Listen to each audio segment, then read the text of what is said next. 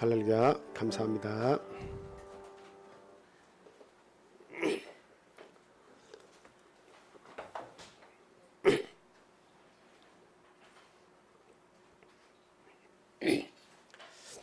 예수 그리스도 이름으로 하나님 말씀 전하겠습니다. 다 같이 말씀 찾아보겠습니다. 야고보서 3장 13절에서부터 18절까지 있는 말씀입니다. 현정민 집사님께서 읽어주시기 바랍니다. 너희 중에 지혜와 총명이 있는 자가 누구냐? 그는 선행으로 말미암아 지혜의 온유함으로 그 행함을 보일지니라. 그러나 너희 마음속에 독한 시기와 다툼이 있으면 자랑하지 말라. 진리를 거슬러 거짓말하지 말라. 이러한 지혜는 위로부터 내려온 것이 아니요 땅 위의 것이요 정욕의 것이요 귀신의 것이니 시기와 다툼이 있는 곳에는 혼란과 모든 악한 일이 있음이라. 오직 이로부터 난 지혜는 첫째 성결하고 다음에 화평하고 간용하고 양순하며 국률과 선한 열매가 가득하고 편견과 거짓이 없나니 화평하게 하는 자들은 화평으로 심어 의의 열매를 거두느니라. 아멘. 오늘은 고유의 명절 추석입니다. 각 가정마다 흩어졌던 가족들이 이렇게 모이고 이동을 하는 아주 가슴 설레이는 그런 날입니다. 하나님께서 그 모든 명절의 그 여정 속에 함께 하시고 여러분의 가정에 은혜를 베풀어 주시기를 간절히 원합니다. 특별히 오늘은 이제 부모님을 이렇게 만나 뵙는 그런 날이기도 하고 또 이제 자녀들이 부모를 찾는 그런 날이기도 합니다. 그리고 성묘도 있고 또 벌초도 있고 그리고 각종 제사를 이렇게 또 모신다고 하는 그런 가정도 있을 것이라고 생각이 듭니다. 한편으로는 뉴스상으로 보면 각종 가정 불화 사건이 많이 일어나는 그런 날이기도 하고 그리고 사건 사고가 또 도처에서 많이 일어나는 그런 날이기도 합니다. 과연 우리 믿는 자로서 이렇게 명절을 맞이할 때마다 어떻게 지혜롭게 보낼 것인가 하는 것이 이 명절을 맞을 때마다 우리가 마주하는 숙제다 하는 것을 생각해 봅니다. 오늘 본문 말씀을 통해서 하나님 주시는 교훈을 다 같이 얻도록 그렇게 하겠습니다. 본론으로 들어가서요. 먼저 18절 말씀, 본문 18절 말씀 제가 한번 다시 읽어드리겠습니다. 화평하게 하는 자들은 화평으로 심어 의의 열매를 거두느니라. 자, 저기에서 보면 의의 열매를 거둔다라고 되어 있는데 의의 열매가 뭘까요? 의의 열매가 뭘까요? 여러분 의는 뭐라고 생각하십니까? 의는 뭐예요? 옳은 것, 물론 옳은 것이죠. 근데 옳은 것을 우리가 그 의라고 하는데요. 그 의를 잘 보시면 한자를 제가 설명을 드렸잖아요. 의라고 하는 것에는 희생이 들어가 있습니다. 의는 항상 희생이 들어가 있어요. 그래서 의자가 어떻게 생겼다고요? 양 밑에 나자가 있죠. 그래서 그 내후에 양이 이렇게 있는 거죠. 그래서 그 양 때문에 내가 의로워지는 거예요. 그러니까 누군가의 희생 때문에 의로워지는 일이 있는 거예요. 그 누군가의 희생 때문에 구원받는 일이 일어나는 겁니다. 그 누군가가 누구예요? 바로 예수 그리스도입니다. 진정한 의는 우리 예수 그리스도 외에는 안 계시는 거예요. 그런데 이제 우리가 작은 예수가 됐을 때 우리 예수 그리스도를 따르는 제자가 됐을 때 우리의 삶도 그 속에 뭐가 있어야 된다는 거예요? 의가 있어야 된다는 거죠. 예수 그리스도의 의, 우리의 주인 되시는 예수 그리스도의 의가 우리 속에 함께 거해야 된다라고 하는 겁니다. 그 의는 다른 것이 아니에요. 내가 양이 되는 겁니다. 내가 죽어주는 겁니다. 그래서 그 사람을 살리는 거예요. 그래서 의의 열매를 거둔다라고 했을 때는 내가 희생하고 내가 죽어줬을 때에 열매가 있다라고 하는 그런 사실이겠죠. 그래서 이 명절에는 화평하게 우리가 만들어야 할 책임이 있습니다. 믿는 자들은 화평하게 만드는 책임이 있어요. 그래서 그 참 좋은 뜻에서 모이고 참 즐거운 모임이고 가슴 설레이는 모임인데 이게 별거 아닌 일로 다투는 일들이 각 가정마다 이게 크고 작은 일이 빈번하게 일어나요. 그때마다 믿는 자들이 그 속에 있다면 우리들이 해야 할 일은 화평케 만드는 일이죠. 그래서 내가 좀 더 수고하고 내가 좀 더 포기하고 그리고 내가 더 넓은 마음을 가지고 그 속에 들어가서 그들을 화목해 하는 그런 일을 할 때 거기에는 반드시 하나님이 주시는 열매가 있다라고 한 사실이에요. 그게 당장 나타날 수도 있는 일이고 시간이 많이 지나간 뒤에 나타날 수도 있는 일입니다. 그러나 반드시 그 희생과 믿음의 그 희생과 그 다음에 노력 뒤에는 반드시 의의 열매가 있다는 사실을 우리는 분명히 알아야 되겠다 하는 겁니다. 그래서 저는 나이를 먹기 전에는 이게 굉장히 그 조심스러운 마음이 많이 들었어요. 과연 내가 이 말을 해서 가족들의 어떤 그 이렇게 긴장을 막 깨트려 가지고 막 불화를 만들까, 아니면 뭔가 참 분위기 자체가 묘하게 만들어지지 않을까, 가족들의 화목을 깨치지 않을까, 이런 생각을 하면서 항상 조심을 했어요.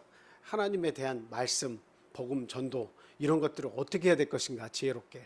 그래서 이렇게 젊었을 때는 그래도 좀 조심하고 참자 이랬는데 나이를 먹어가면서 보니까 말할 수 있는 기회가 없어요. 가족들을 1년에 한 번이나 딱 2번 만나는데 그때 입을 닫고 있으면 할 말이 없어요.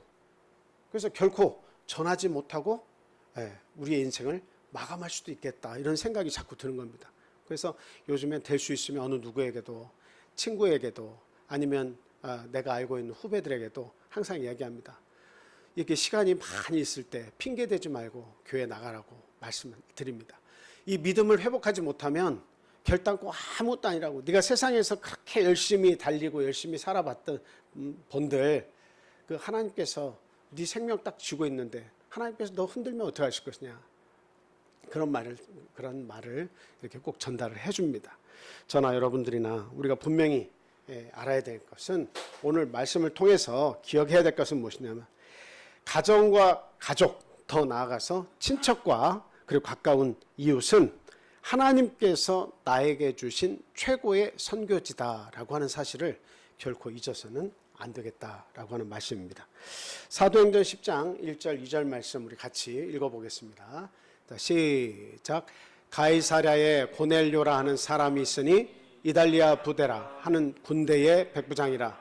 그가 경건하여 온 집안과 더불어 하나님을 경외하며 백성을 많이 구제하고 하나님께 항상 기도하더니. 아멘. 지금 고넬료라고 하는 그런 인물에 대해서 소개가 되고 있죠. 로마 부대의 백부장입니다. 자기 밑에는 100명의 부하가 있는 그런 장교죠.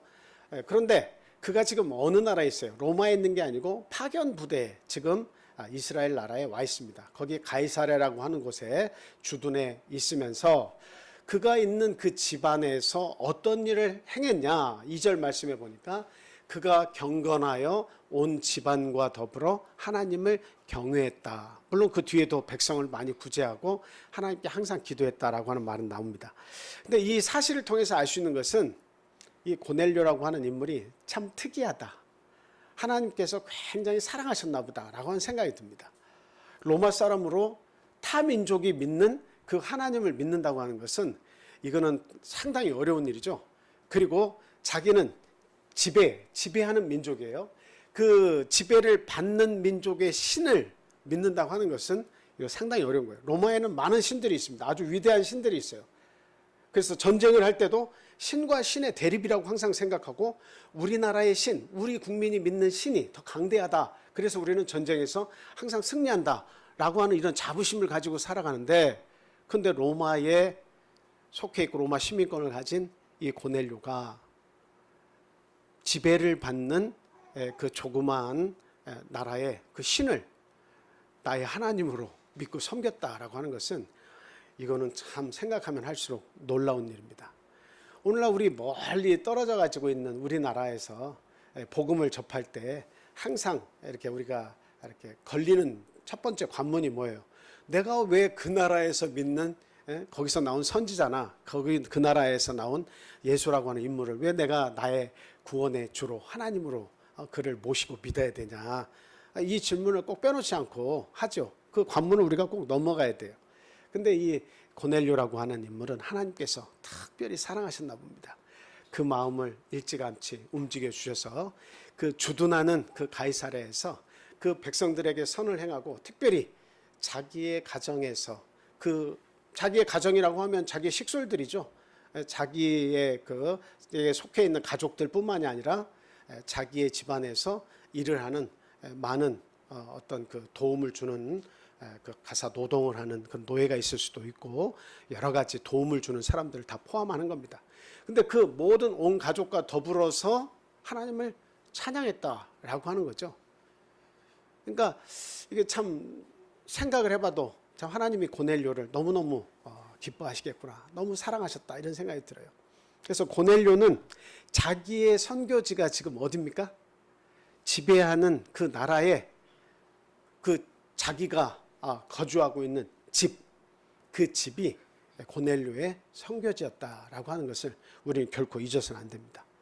어디 막 멀리 나가가지고 어디 전하기 어려운 곳에 가야만 그 선교사가 참 대단하고 그 용기가 대단하고 고통과 수고와 슬픔을 하나님께서 아신다고 하고 위로해 주실 것이라고 하고 그렇게 할 것만이 아니라 우리가 선교하고 우리가 눈물을 흘리고 우리가 가슴치고 통회해야 되는 그 선교지는 멀리 있는 곳이 아니라 우리의 가정이고 우리의 이웃이다라고 하는 사실입니다. 이것은 항상 우리에게 따라다녀야 돼요. 그리고 명절 때마다 오는 숙제지만 어떻게 할 것인가? 우리 부모님 어떻게 할 것인가? 우리의 가족 어떻게 할 것인가? 이건 대단한 숙제예요. 그리고 굉장히 이렇게 참 가슴이 한쪽으로는 먹먹하지만 한쪽으로는 굉장히 두려운 일이기도 합니다. 내가 이 이야기에서 결과적으로 무슨 유익이 있을까? 이렇게 해서 또 가정의 불화가 일어나진 않을까? 여러 가지 문제 때문에 고민하면서 결코 한마디 말도 떼어내지 못할 때가 굉장히 많습니다. 아무리 전도가 어렵다 하더라도 아예 포기하거나 두려움부터 가져서는 안 된다라고 하는 사실을 우리는 매번 명절 때마다 다시금 생각을 해야 되겠다는 겁니다. 1년에 한두 번 만나는데 서로 심기가 불편할 것 같아서 입을 닫고 있으면 우리의 남은 일생에 그 사랑하는 가족을 사랑하는 가족에게 복음 전할 일은 아마 한 번도 없을 것이다, 그런 생각이 듭니다. 여러분, 이 말씀하니까 생각나는 사람이 있죠? 성경에 어떤 사람이 생각이 나죠? 평생 살면서 전도할 기회를 얻지 못하고 죽은 누가 생각나요? 예? 누가복음 16장에 보면 부자와 나사로 이야기가 생각이 나죠. 예. 이 부자는 아주 넉넉한 삶을 살았어요. 근데 평생의 넉넉한 삶을 살았는데 문제는 그렇게 넉넉하고 재미있고 평화롭고 아주 우아하게 잘 산 것은 참 하나님 주신 은혜를 잘 누렸다고 생각이 듭니다만 자신이 죽음의 강을 건너고 보니까 자신이 어디 있는 것을 깨달았어요? 음부에 있는 걸 깨달았습니다. 근데 음부의 이 고통을 깨닫고 나니까 누가 생각이 났어요? 누가 생각이 났습니까? 가족이 생각이 났습니다. 그래서 나를 다시 살려달라 이거예요. 나를 다시 살려줘서 나를 보내주면 내가 천하면 믿을 것이 아니냐. 죽었다가 살아온 사람이 있으면 믿을 것이 아니냐. 나 좀 살려달라. 내가 가서 전하겠다. 근데 전도는 살아있을 때 하는 것이지 세상을 떠나면 할 수 없는 것이 전도입니다.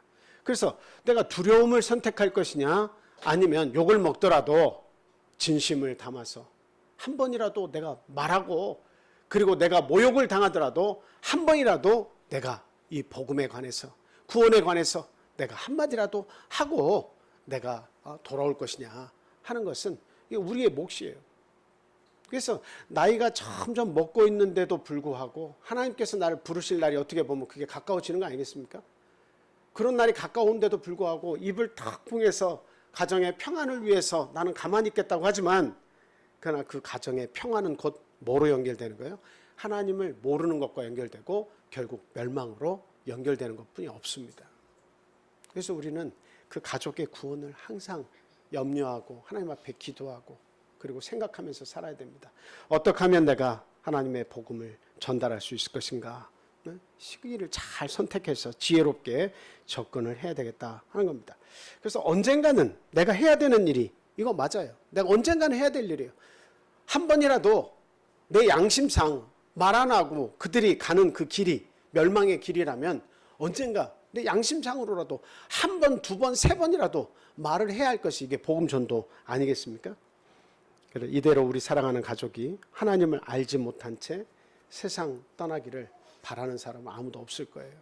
그래서 우리가 용기를 내서 아주 적절한 기회를 보고 또 자연스러운 기회에 이렇게 그 복음을 전하는 그러한 그 삶을 우리가 명절에는 살아야 된다 하는 겁니다. 여러분이 이제 실패를 두려워하고 참 그 어떤 그 결과에 대해서 참 먼저 두려움을 이렇게 갖는 경우가 우리가 많이 있잖아요. 근데 선교라고 하는 것이 그래요. 어느 나라에 가도 내가 선교를 어느 나라에 가서 하더라도 어느 민족에 가서 하더라도 선교는 결코 쉽게 성공하는 예가 없습니다. 거기서 10년, 20년, 30년 그 살면서 그 토박이처럼 살고 그들을 마음을 이해하고 어루만지고 그들의 필요를 공급해주고 끊임없이 참 내 유익이 아니라 상대의 유익을 위해서 그렇게 살아야만 어때요? 거기에서 한 명, 두 명이 구원 얻는 그런 씨앗이 돼가지고 결국엔 나중에는 그들로 인해서 거기에 이제 그 선교지에 구원 얻는 자들이 많이 나타나게 되는 겁니다. 우리가 이런 걸 생각했을 때 가장 가까운 선교지가 어디냐? 예수님께서 둘씩 제자도 보냈지만 마태복음 28장 마지막에서 이렇게 보면 침례를 주고 그 죄사하는 세례를 주고 내가 너에게 분부한 모든 것을 가르쳐 지켜 제자 시켜라, 제자 만들어라 라고 말씀하셨는데 우리가 가야 할 선교지는 어디냐? 아주 특별한 그 하나님의 은총을 받고 능력을 받은 사람은 이라크도 갈 수 있고 이란도 갈 수 있고 인도도 갈 수 있어요. 그런데 그렇게 멀리 가서 선교를 할 수 없는 상황이라도 우리는 하나님의 명령에 따라서 선교는 해야 돼요. 전도는 해야 돼요. 그럼 우리의 선교지는 어디냐? 그건 다른 게 아니에요. 일단 내 가정을 선교지로 이렇게 타켓을 삼아서 믿지 않는 아내, 믿지 않는 남편, 믿지 않는 우리의 자녀들을 위해서 기도하고 그 구원을 목표로 해서 우리가 복음을 전해야 한다라고 하는 거예요. 이거는 불변의 진리입니다. 예. 그래서 가장 가까운 선교지로서 하나님께서 주신 것이 우리의 가정이라는 거 결코 잊으면 안 돼요. 생판 모르는 사람을 만나는 건 더 두려운 일이에요. 생판 다른 민족을 또 우리가 겨냥해서 그 민족에게 가서 전도하려면 얼마나 많은 준비와 또 얼마나 많은 희생이 또 필요하겠습니까? 그런데 우리 가정으로 들어가는 일은 두렵기는 하지만 그러나 내가 알고 있는 사람이고 그 사람의 장점이 뭐고 단점이 뭐고 그리고 그 사람의 필요가 무엇이고 그런 거 우리가 다 안다 이 말이에요. 우리 멀리 있는 사람이 아니고 또 사랑하는 관계다 이 말이죠. 좀 뭔가 불편한 것이 있어도 결국에는 하나님이 맺어주신 가족이라는 거죠. 그래서 그런 장점을 생각하고 멀리 가지 않아도 가장 가까이에 있는 선교지라는 것을 생각할 때 이라크보다는 내 가정이 낫다는 겁니다. 인도보다는 여기가 낫다는 거예요. 거기에서 실패하고 눈물 흘리고 애통해하는 그런 선교사도 있겠지만 우리의 애통하고 눈물 흘리며 고통하는 것도 우리 가정을 위해서 반드시 있어야 될 일이다라고 하는 거예요. 그래서 문제는 뭐냐? 우리가 불가능하다라고 생각하지 말고 어떻게 상대를 달랠 것이냐 우리가 기억해야 돼요.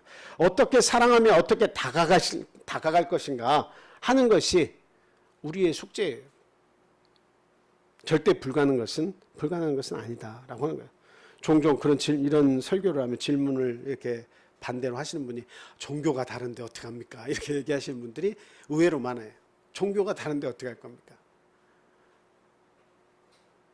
같은 주제를 가지고 같은 종교를 가지고 있으면 그래도 좀 어느 정도는 이해가 되잖아요.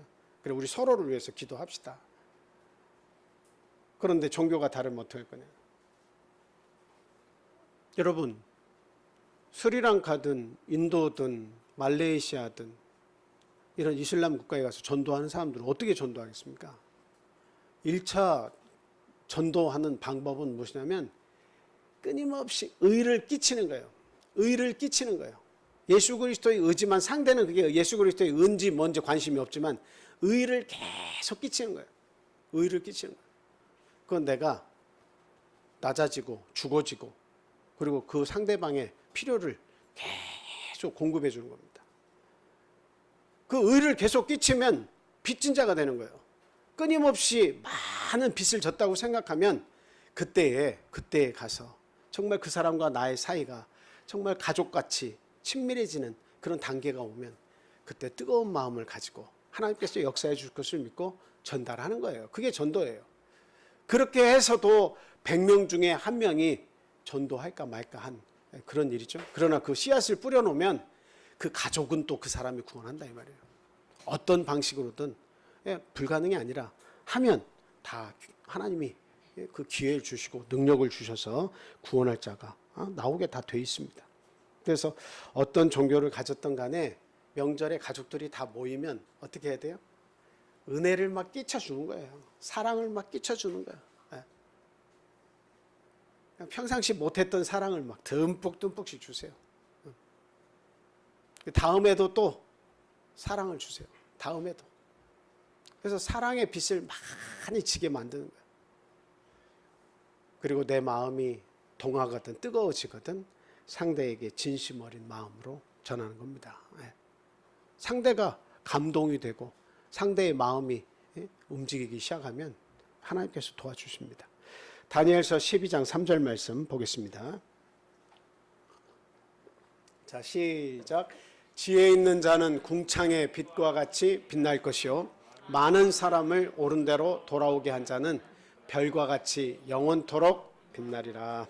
아멘. 많은 사람을 옳은 대로 돌아오게 한 것이 이게 바로 의의 열매입니다. 희생의 결과예요. 희생의 결과입니다. 결국 내 선교지에서 내가 죽을 때까지 해야 될 일은 내 선교지에서 하나님의 말씀을 통해서 내 가정을 책임지고 그리고 더 나아가서 친족을 하나님 앞에 나아가게 할 수 있도록 돕는 일입니다. 이 일은 저와 여러분에게 하나님께서 주신 지상 명령이다라고 하는 겁니다. 명절날 그냥 이렇게 어떤 아무런 믿음의 사람의 모습을 보이지 않은 채 그냥 지나가서는 결코 안 됩니다. 그 다음에 두 번째로는 가족의 신앙 점검 시간으로 이 명절을 잘 활용해야 한다라고 하는 겁니다. 자녀들이 왔습니다. 자녀들이 믿지 않는 자녀가 될 수도 있고 믿음을 가진 자녀가 될 수도 있어요. 그리고 신앙생활을 이렇게 참 여의치 못하게 하다가 이렇게 모인 가족의 수가 굉장히 많이 있습니다. 그런 가족들이 서로 만난 시간에는 어떻게 해야 됩니까? 반드시 우리가 먹고 즐거워하고 또 재미나게 가족 간에 화합하고 또 놀이도 하고 좋은 시간을 가지는 게 중요하지만 그러나 짬짬이 그 신앙을 점검해 줘야 돼요. 언제 우리가 신앙의 점검을 얼굴 보고 진지하게 할 수 있습니까? 그래서 반드시 이 명절이 돌아올 때마다 진지하게 정말 너 신앙은 문제가 없느냐라고 물어야 되는 거예요.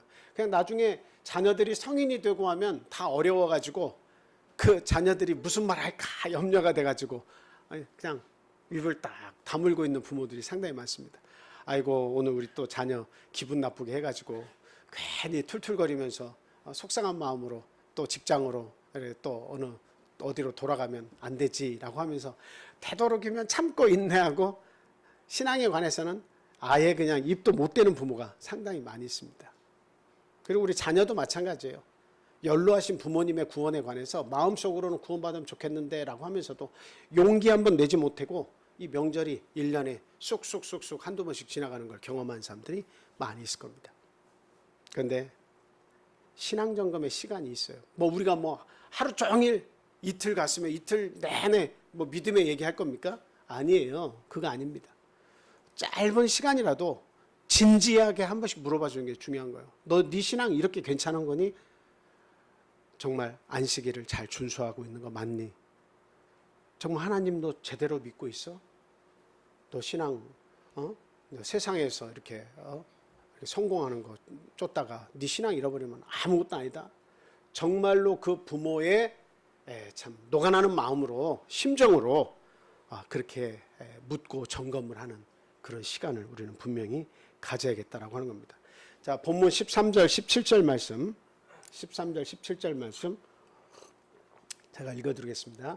너희 중에 지혜와 총명이 있는 자가 누구냐? 그는 선행으로 말미암아 지혜의 온유함으로 그 행함을 보일지니라.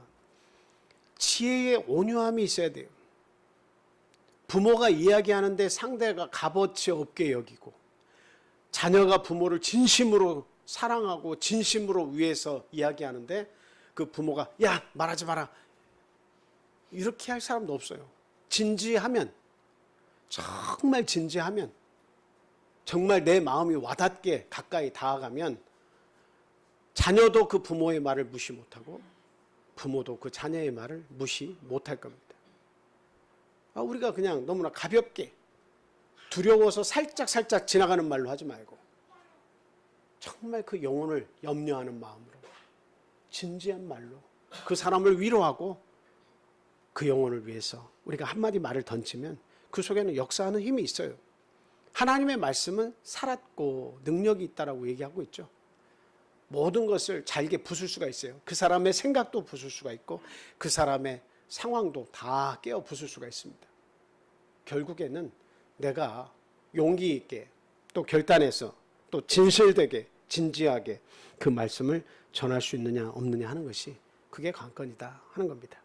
디모데후서 4장 1절에서 5절 말씀, 그 뒤에 구절은 비슷한 구절이니까 안 읽겠습니다. 디모데후서 4장 1절에서 5절 말씀 우리 다 같이 읽겠습니다. 자, 시작. 하나님 앞과 살아있는 자와 죽은 자를 심판하실 그리스도 예수 앞에서 그가 나타나실 것과 그의 나라를 두고 엄히 명하노니 너는 말씀을 전파하라. 때를 얻든지 못 얻든지 항상 힘쓰라. 범사에 오래 참음과 가르침으로 경책하며 경계하며 권하라. 때가 이르리니 사람이 바른 교훈을 받지 아니하며 귀가 가려워서 스승을 많이 두고 또 그 귀를 진리에서 돌이켜 허탄한 이야기를 따르라. 그러나 너는 모든 일에 신중하여 고난을 받으며 전도자의 일을 하며 내 직무를 다하라.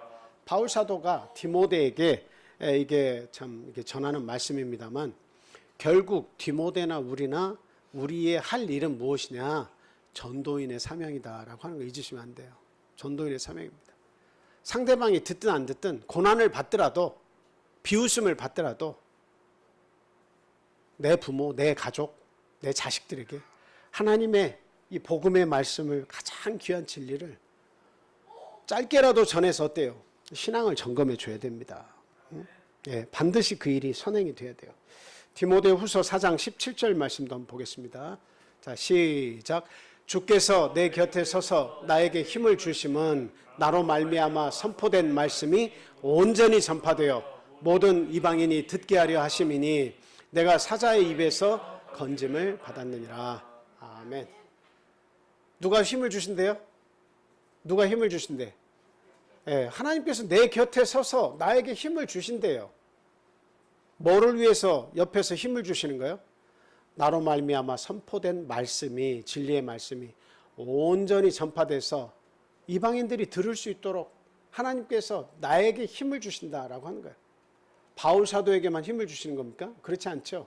내가 믿으면 하나님은 나에게도 힘을 주시는 거예요. 나에게 믿음이 없으면 할 수 없는 일이지만 내가 하나님께서 내 가정을 구원할 것이라고, 내 부모를, 내 자식을 구원할 것이라고 믿고 그 말씀을 전하면 하나님은 내 곁에 서서 도와주시는 거예요. 반드시 도와주십니다.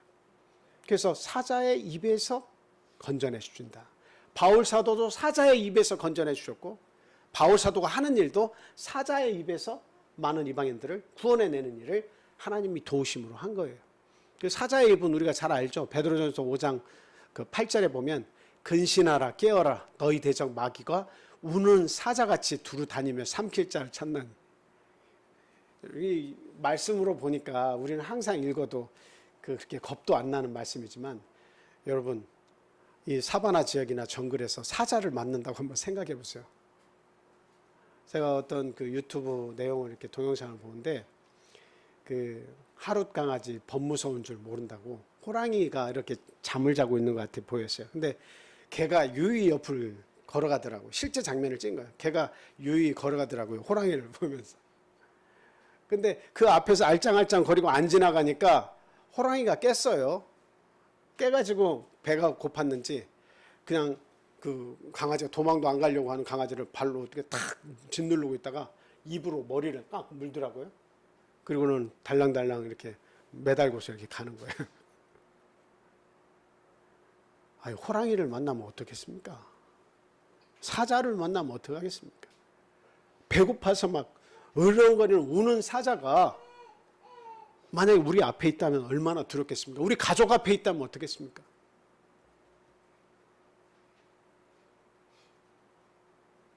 저희 어머니께서 예전에 그 친구분들하고 이렇게 그 시골에서 계시면서 빨래를 하러 냇가로 이렇게 가셨는데 늑대가 그 냇가 옆에까지 이렇게 왔는데 그냥 아무 생각도 안 나더래요.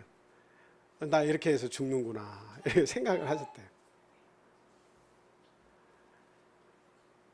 아주 얼마나 그냥 두렵고 무서웠는지 그냥 끔찍했다고 그런 말씀을 하시더라고요. 그냥 두려운 거예요. 아주 무서운 거예요. 마귀가 그렇게 한다요. 마귀가 우는 사자같이 아주 막 굶주린 사자같이 입을 벌리고 삼킬 자를 찾는 거예요. 우리의 부모님, 우리의 자식, 우리의 남편, 우리의 아내를 지옥의 불구덩이로 데리고 가려고 우는 사자처럼 딱 벌리고 있어서 틈만 나면 그냥 물어가려고 준비를 하고 있는 거예요. 그런데 그 사자 입에서 건짐을 받게 하는 이것은 우리가 복음을 전하는 일 외에는 없어요. 그래서 바울 사도는 하나님의 말씀이 흥왕하여 전파되기를 소원했던 사람이죠. 하나님의 말씀이 막 넘쳐나기를. 그래서 우리가 말씀을 이렇게 자주 듣는 것도 굉장히 중요한데 말씀을 듣는 것은 뭘 위해서 듣느냐? 결과적으로는 내가 익혀서 그것을 상대방에게 전하기 위함입니다라고 하는 것을 잊어서는 결코 안 되겠습니다. 결국 사자의 입에서 건지는 일이 우리 가족을 사자의 입에서 내 가정을 지키는 일이 우리의 할 일이다라고 하는 겁니다. 그래서 우리는 하나님의 사람임을 명절 때마다 반복적으로 나타내는 게 좋습니다. 그냥 막 내가 믿는 자를 어떤 분들은 믿는 것을 자꾸 숨겨. 믿는 것을 자꾸 숨겨. 안 됩니다. 숨기면 안 돼요. 내가 믿는 자라고 하는 것을 자꾸 보여주는 게 좋아요. 그리고 간혹 보면 어머님이 김치를 담그던 맛있는 걸 하든 그거를 하면 서로 큰 걸 가져가려고 그래요. 그럴 때 우리 믿는 사람들은 어떻게 해야 되겠습니까? 그냥 상대 가져가고 싶을 때 막 얼른 그때 힘을 보태가지고 이거 가져가라고 막 해주는 거예요. 우리는 괜찮다고. 그런 마음의 여유를 보낼 때마다 그 사람의 마음의 벽이 하나씩 무너지는 거예요. 이렇게 밀 때 뒤로 이렇게 빠져주는 그게 호신술이잖아요. 힘을 안 들이면서 상대를 제압할 수 있는 거예요. 상대의 힘을 이용하는 거죠. 상대의 욕심과 상대가 막 하고자 하는 그것을 여기 이용하는 거예요. 아이, 그럼 당연히 그렇게 해야지. 그래서 상대의 벽을 허물어뜨리는 거예요. 상대가 원하는 대로 해주세요. 상대가 더 좋은 것을, 더 많은 기회를 가지도록 해주는 거예요. 그러나 그 뒤에서 우리 믿는 자는 노림수가 있어야 돼요. 때가 되면 나 모든 거 다 동생을 위해서 또 형님을 위해서 나 다 포기한 사람이에요. 그러나 형님의 구원은, 동생의 구원은, 나 이거 구원 못 받는 건 절대 살아있는 동안 눈 뜨고 볼 수 없습니다. 형님은 어떠실지 모르지만, 동생은 어떨지 모르지만, 만약에 내가 이대로 눈을 감는다면 나 정말 원통하다. 우리의 가족이 구원받기를 나는 일생의 소원을 두고 산 사람이다. 아들아, 며느리야, 우리가 만나는 가족 모두에게 내 일생의 소원이 무엇인지 믿는 자로서의 모습을 자꾸 반복적으로 나타내서 상대방에게 거룩한 부담감을 계속 안겨줘야겠다라고 하는 거예요. 한편으로는 겉으로 싫어하는 것 같지만 그가 나를 사랑하고 진정으로 염려한다는 것을 알면 마음의 벽이 자꾸 얇아지는 거예요. 결국 무너뜨릴 수 있는 겁니다. 그리고 너무도 우리가 불확실하고 두려운 이 시대에 살고 있을 때에 실제로 신앙인으로 내가 살아보니 너무나 좋더라라고 하는 것을 은연중에 간증을 자꾸 흘려야 돼요. 내가 하나님 믿으니까 좋은 점이 참 많더라. 나 정말 큰 위로를 받았고 이렇게 어려운 때에 기도함을 통해서 우리의 자녀들이 형통한 길을 이렇게 걷게 돼서 너무나 감사하다. 이거는 뭐 거짓 간증을 하는 것이 아니라 실제로 내가 이게 하나님의 은혜라고 여겨지는 부분들을 우리 가족들 만날 때 난 하나님의 은혜로 참 이렇게 사업도 번창하고 하나님의 은혜로 우리 가족들 건강과 이런 좋은 일들 만나서 너무 좋아. 그리고 이렇게 우리가 이렇게 다 건강한 모습으로 우리 가족이 다 모인 것도 참 하나님의 은혜 아니야? 은연중에 하나님의 이름으로 축복하시고 은연중에 그 가정을 하나님이 함께 하시니까 염려하지 마. 내가 기도하고 있어. 끊임없이 하나님 믿는 자로서의 그 모습을 계속 전달을 해주는 겁니다. 명절 때 만나서 심기 안 건드리려고 말하지 않고 내가 하나님 믿는 사람인지 아닌지 그냥 우리 똑같이 나눠 가지자고 하고 이렇게 딱딱하게 우리가 이야기해서는 결코 상대를 감동시킬 방법이 없어요. 그래서 오늘 본문 말씀에도 지혜의 온유함이 우리에게 필요하다라고 하는 거예요. 다툼이 있으면 결국 그것은 다툼이 있다고 하는 것은 뒤에서 뭐가 있다는 겁니까? 마귀의 지혜가 있다는 거예요. 그 속에 다툼이 일단 일어나는 것은 마귀의 지혜가 거기에 작용을 하고 있다는 거예요. 마귀에게서 온 것이다. 다툼은 마귀에게서 온 것이다. 근데 결국 지혜의 온유함으로 하면 그 가정이 화합할 수가 있습니다. 화합할 수 있도록 해야 돼. 지혜롭게. 1보 후퇴할 수도 있죠. 2보 후퇴할 수도 있습니다. 그러나 전진을 위한 후퇴지 포기하기 위한 후퇴가 돼서는 결코 안 되겠다라고 하는 겁니다. 그리고 민감하게 반응하는 가족일지라도 절대 포기하지 마시고 나는 우리 가족 모두에게 구원을 주시라고 기도할 겁니다. 뭐라고 해도 나는 우리 가족 모두에게 구원을 주시라고 포기하지 않고 죽을 때까지 기도할 겁니다. 상대가 미안하도록 만들어주는 거예요.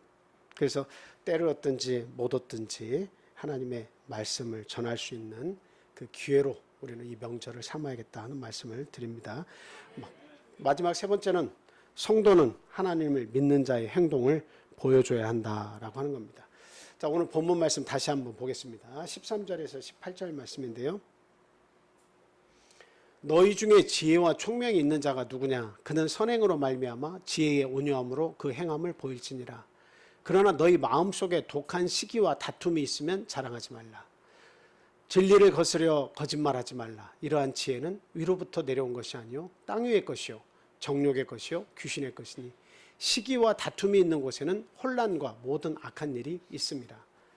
오직 위로부터 난 지혜는 첫째 성결하고 다음에 화평하고 관용하고 양순하며 긍휼과 선한 열매가 가득하고 편견과 거짓이 없나니 화평하게 하는 자들은 화평으로 심어 의의 열매를 거두느니라. 여기 이 말씀이 정말 중요한 말씀이에요. 여러분 정말 어떤 내 가정에 다툼이 있고 어려운 문제가 있을 때 야고보서 3장 27절 말씀 18절 말씀을 꼭 기억하세요. 오직 위로부터 난 지혜는 성결하고 다음에 화평하고 관용하고 양순하며 긍휼과 선한 열매가 가득하고 편견과 거짓이 없다. 그냥 네가 올래 내가 올래 하는 곳에는 마귀의 지혜가 있을 거예요. 마귀의 괴계가 있을 뿐이에요. 땅의 지혜가 필요할 뿐이에요. 그 싸움에서 이기려면 땅의 지혜가 필요한 거예요. 마귀의 지혜가 필요한 거예요. 얻어 터지고 뭔가 깨지고 사람이 다치는 한이 있어도 결코 물러설 일이 없습니다. 그런데 하늘로서부터 하나님께서 주시는 지혜는 성결합니다. 깨끗합니다. 다음에 화평. 내가 물러서고 내가 가지지 않아도 화평을 먼저 중요시 여겨요. 품을 줄 아는 거예요. 관용하는 겁니다. 양순하고 긍휼, 선한 열매가 가득하다라고 하는 것입니다.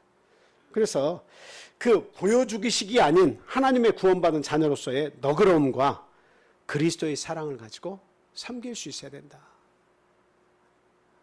내가 좀 마음의 여유를 가지면 작은 것을 가지고도 만족해 할 수 있잖아요. 상대를 두고 미래의 잠재적 그 전도 대상자로 생각을 하고 어때요? 야금야금 사랑을 계속 베풀어서 상대를 하나님 그리스도 안에서 무너뜨릴 수 있어야 된다라고 하는 겁니다. 그래서 그런 사랑을 가지고 우리가 섬겨야 되고, 아닌 것은 아닌 것이다의 모습을 이 명절 때는 보여줘야 돼요. 간혹 보면은 이 믿는 분들이 명절에 이게 자기 친구들 만나가지고, 젊은이들도 보면 전 보러 가는 사람들도 많이 있습니다. 여기 있는 이 전 빼러 가는 게 아니고 전 보러 가가지고 하는 말이 뭐예요? 나 이거 전 믿지도 않아. 그냥 재미로 보는 거야. 근데 재미로 봐도 신경이 쓰이는 거예요. 점은 재미로 봐도 신경이 계속 쓰이는 거예요. 그리고 거기에 얽매여요. 그게 마귀가 하는 일이에요. 그 사술에 걸리면 어때요? 그 마음이 거기에 딱 이렇게 묶여가지고, 아이고 이거 참 북쪽으로 가지 말라는데 내가 지금 운전하고 가는 방향이 북쪽인데 어떡하지? 몇 월 달에는 물에 가지 말라는데 내가 지금 이게 더워서 물에 안 갈 수도 없고 애들 데리고 가는데 혹 애들 누구라도 상하면 어떡하지? 이게 뭐예요? 재미로 봐도 그 사술에 걸리는 거예요. 매이는 거예요. 하나님 믿는 사람들은 모든 것에 자유롭습니다. 우상을 섬기는 자는 그날에만 특별히 손이 없는 날, 귀신들이 다 하늘로 올라가서 회의하고 있는데, 그 귀신들이 없을 때 손 없는 날, 그 손들이 다 하늘로 올라간 날, 이때 이사하고 이때 결혼하고 이때 뭘 해야 된다고 생각하는 거예요. 근데 우리 믿는 사람들은 1년 365일 프리한 거야. 그러니 하나님 믿는 사람들이 더 대단한 거지. 1년 내내 자유롭고 평안한데, 우상을 섬기는 사람들은 그 지정한 날 몇 날만 좋은 날로 여기고 나머지는 다 괴로운 날. 결국 아닌 것은 아닌 것이다.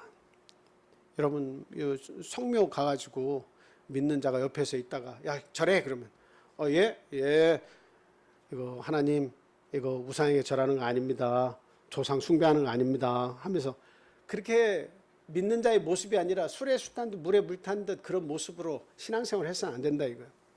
명절 기분에 도취돼서 성도의 신분을 망각하고 풀어져 가지고 세상에서 가서는 안 될 그런 곳에 가가지고 즐기고 놀고 이것이 명절이구나 이렇게 해서는 안 된다는 거예요. 하나님 믿는 사람은 하나님 믿는 사람으로서 명절을 보내야 된다라고 하는 거예요. 그래서 그 분위기를 경건하게, 이런 분위기가 아니라 그 분위기 자체를 어떻게 만들어야 돼요? 자연스러우면서도 이렇게 뭐라고 할까요? 좀 지저분하지 않게 막 술 막 이렇게 다 돼가지고 나중에는 막 어지럽혀지고 술주정하는 거 봐야 되고 이런 분위기로 가지 말고, 혹 그분들이 약주를 한두 잔 하시더라도 여기까지만 하시죠. 그리고 우리 맛있는 음식 먹으러 갑시다. 분위기를 항상 건전한 쪽으로 이끌 수 있어야 돼요. 항상 그 가족의 분위기가 그렇게 끝나고 그렇게 끝나고 그렇게 끝나게 가지 말고, 우리는 어떻게 해요? 방관자가 아니라 약간의 주도하는 면을 우리가 가지고 있어야 돼요. 건전한 방향으로 주도할 수 있도록 믿는 자의 모습을 가지고 접근할 수 있어야 된다. 우리에게 기회가 그렇게 많이 안 남아 있어요. 살면서 몇 번이나 하나님 믿으라고 우리가 전하겠습니까? 그래서 반드시 우리 성도는 하나님을 믿는 자의 행동을 보여줘야 한다. 제사 지낼 때, 성묘 갔을 때, 그리고 또 어떤 친구를 만날 때 그 기분에 젖어서, 분위기에 젖어서 믿지 않는 자의 모습과 동화돼서는 결코 안 되겠다라고 하는 것 마지막으로 말씀을 드렸습니다. 자, 추석 명절에 가족이 함께 모이는 모든 것이 하나님께서 우리에게 주신 아주 적절한 선교지라는 사실을 아시고, 오늘도 안부 인사하면서 또 안부의 좋은 만남을 하면서 하나님께서 널 사랑하신다. 당신을 사랑합니다. 참 하나님의 은혜가 우리 그 동생의 가정이 함께하길 바래 라든지 이런 좋은 인사말로 하나님의 축복을 넘겨주는 그런 아름다운 명절이 다 되기를 바라고요. 오고 가는 모든 길에 하나님의 은총이 함께 하셔서 참 유익하고 행복한 명절을 다 보내실 수 있기를 예수님의 이름으로 축원을 드립니다. 자, 우리 함께 기도하겠습니다. 할렐루야. 거룩하신 우리 주 예수 그리스도 이름으로 기도합니다. 하나님 감사합니다.